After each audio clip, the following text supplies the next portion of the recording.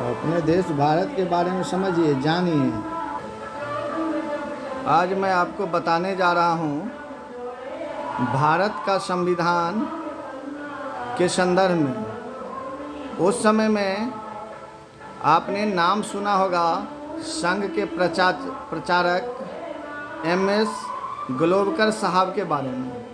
MS Golwalkar साहब ने एक बुक लिखा था, उसका नाम था लॉन्च ऑफ थ्रॉग्स। उसमें उन्होंने चर्चा किया है पेज संख्या 43 में कि भारत का संविधान जहरीला बीज है। उन्होंने संविधान पर चोट किया है।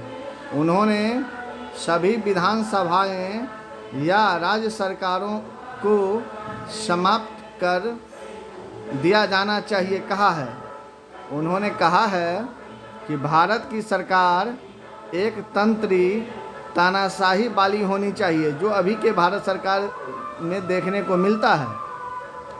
उन्होंने कहा कि निजी स्कूलों में भी ओबीसी, एससी, एसटी के बच्चों को कम से कम दाखिला होना चाहिए, यानी कि उनके बच्चे को पढ़ने नहीं देना है। फिर उन्होंने कहा कि सरकारी स्कूलों में कम से कम पढ़ाई लिखाई के बाद ही बच्चों को पास करा देना चाहिए ताकि वह नकारा बन सके, और सवर्ण समाज के बच्चों को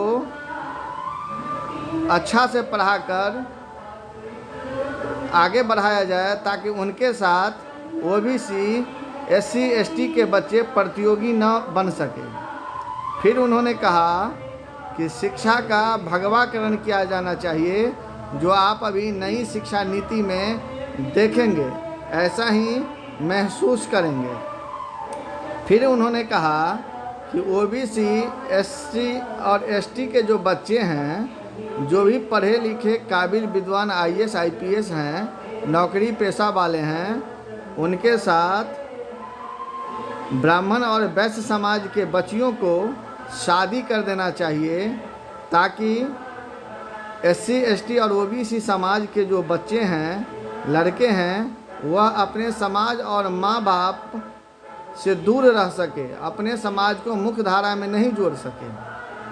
फिर उन्होंने कहा, गोलवलकर साहब ने बार बार चोट किया है समाज पर। फिर उन्होंने कहा कि ओबीसी, एसटी और एससी लड़कियों को प्रेम जाल में फंसाकर उन्हें वेश्या बना दिया जाए और उन्हें बाजार में बेच दिया जाए। यह स्थिति रही है हमारे देश के विचारकों का, जिनके बारे में आज बड़े तौर से, बड़े शान से हमारे लोग, हमारे धर्म प्रचारक लोग, हमारे पार्टी के लोग कहते हैं कि गोलवलकर साहब जिंदाबाद।